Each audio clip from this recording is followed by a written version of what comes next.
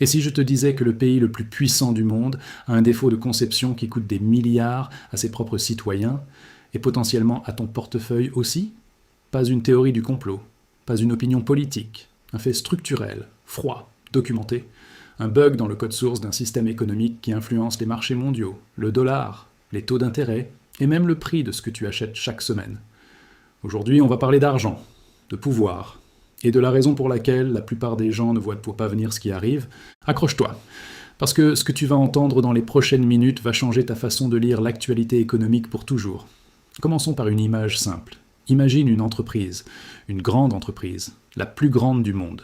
Elle a un PDG élu tous les 4 ans, un conseil d'administration censé le contrôler, et des règles écrites, il y a 250 ans, pour gérer une économie de fermiers et de commerçants. Est-ce que tu investirais dans cette entreprise aujourd'hui ?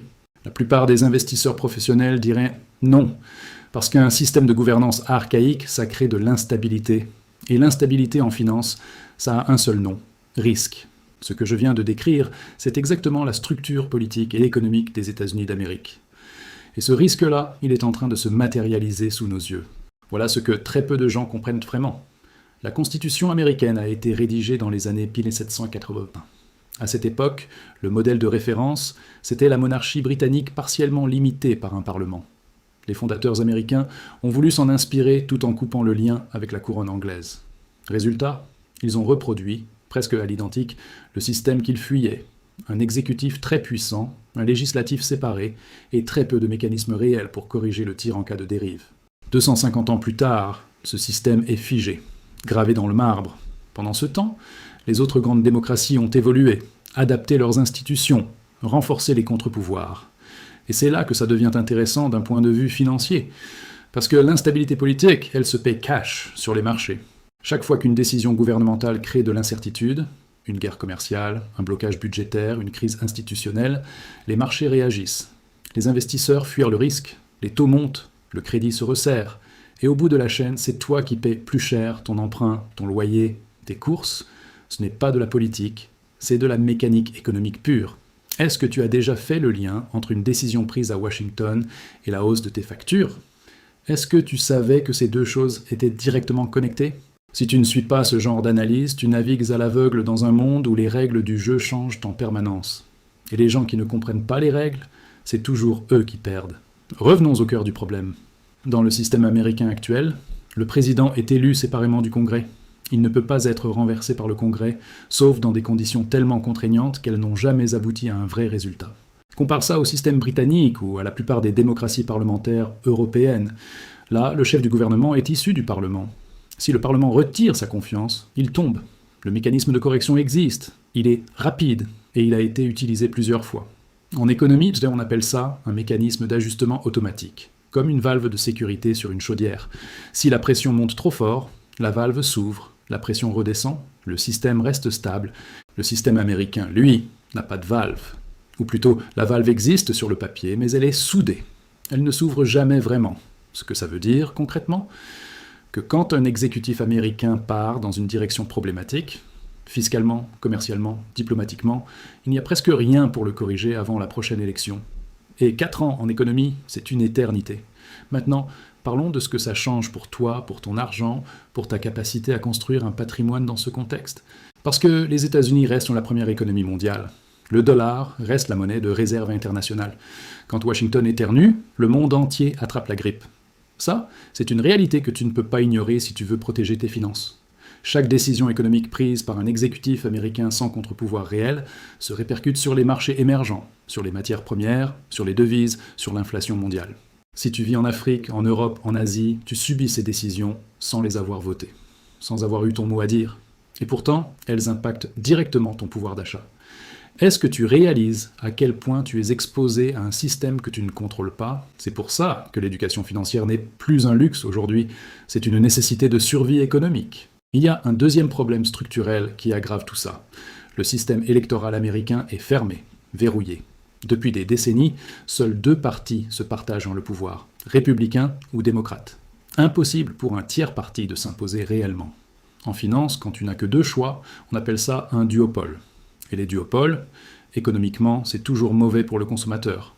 Moins de concurrence, moins d'innovation, moins de pression pour s'améliorer. C'est exactement ce qui se passe dans la politique économique américaine. Les deux partis alternent au pouvoir, mais les grandes politiques structurelles ne changent jamais vraiment. La dette augmente sous les deux. Les inégalités se creusent sous les deux. Les lobbies dictent leur agenda sous les deux.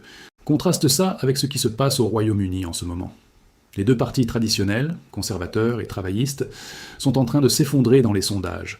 De nouveaux partis émergent et pourraient rafler la mise aux prochaines élections. Le système permet ce renouvellement. La compétition est réelle. Est-ce que la compétition politique réelle produit de meilleurs résultats économiques ?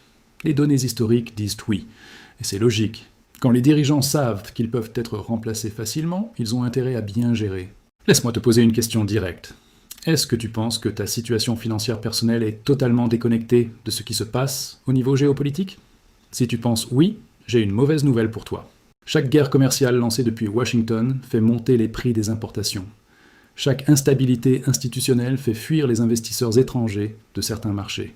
Chaque crise de gouvernance fait grimper les taux d'intérêt sur la dette publique, ce qui réduit les budgets disponibles pour les services, ce qui augmente les impôts ou réduit les prestations. Tu es dans la chaîne, qu'on te le dise ou non. Et ceux qui comprennent cette chaîne peuvent anticiper, peuvent se positionner, peuvent protéger leur argent avant que la tempête arrive. Ceux qui ne la comprennent pas regardent peut-être leur pouvoir d'achat fondre sans comprendre pourquoi. Maintenant, la question que tu dois te poser, c'est comment je me protège dans un monde où le système politique dominant est structurellement instable ? Première réponse, diversifier. Géographiquement, en termes de devises, en termes de classe d'actifs. Ne pas mettre tous tes œufs dans le panier dollar, dans le panier marché américain, dans le panier d'une seule économie. Deuxième réponse, comprendre les cycles. Les crises politiques créent des cycles économiques prévisibles. L'instabilité fait fuir les capitaux de certains actifs et les attire vers d'autres. Si tu sais lire ces mouvements, tu peux en profiter plutôt que d'en souffrir. Troisième réponse, rester informé. Pas des opinions, pas des émotions, pas des partis pris, des faits, des structures, des mécanismes. C'est exactement ce qu'on fait sur cette chaîne. Et c'est exactement pour ça que tu dois rester là. Parce que voilà la vérité que personne ne te dira dans les médias classiques. Le débat politique, les manifestations, les discours enflammés, tout ça c'est du bruit. Du bruit utile socialement, peut-être, mais du bruit sur le plan financier. Ce qui compte, c'est la structure, c'est la mécanique. C'est de comprendre pourquoi un système vieux de 250 ans génère des chocs économiques réguliers, pourquoi ces chocs se propagent à l'échelle mondiale, et comment toi, depuis là où tu es, tu peux construire une vraie résilience financière malgré tout ça. Les riches le savent. Les grandes fortunes mondiales ne regardent pas les élections américaines pour savoir qui va gagner. Ils regardent les structures, les institutions, les mécanismes de stabilité ou d'instabilité. Et ils positionnent leur argent en conséquence. Tu mérites d'avoir accès à cette même grille de lecture. Pour résumer ce qu'on vient de voir ensemble. Le système politique américain a été conçu sur un modèle monarchique limité datant du XVIIIe siècle. Il n'a pas évolué comme les autres grandes démocraties. Il crée structurellement de l'instabilité en cas de crise de gouvernance. Cette instabilité se traduit en risque financier réel, mesurable et mondial. Le verrouillage du système électoral américain empêche les ajustements politiques rapides que permettent les systèmes parlementaires. Et tout cela a des conséquences directes sur ton pouvoir d'achat, tes investissements et ta capacité à construire un patrimoine durable. Ce n'est pas une question de qui tu soutiens politiquement. C'est une question de comprendre les règles du jeu économique mondial pour ne pas en être la victime. Est-ce que tu vas continuer à subir ces mécanismes sans les comprendre ? Ou tu choisis aujourd'hui d'être de ceux qui anticipent ? La réponse, elle est dans ce que tu fais après cette vidéo. Si ce contenu t'a ouvert les yeux, abonne-toi maintenant. Parce que chaque semaine, on décrypte exactement ce genre de mécanique. Les structures cachées qui font bouger l'argent mondial, les signaux que la plupart des gens ratent, et les stratégies concrètes pour protéger et faire croître ton patrimoine dans un monde instable. Laisse un commentaire avec ce mot.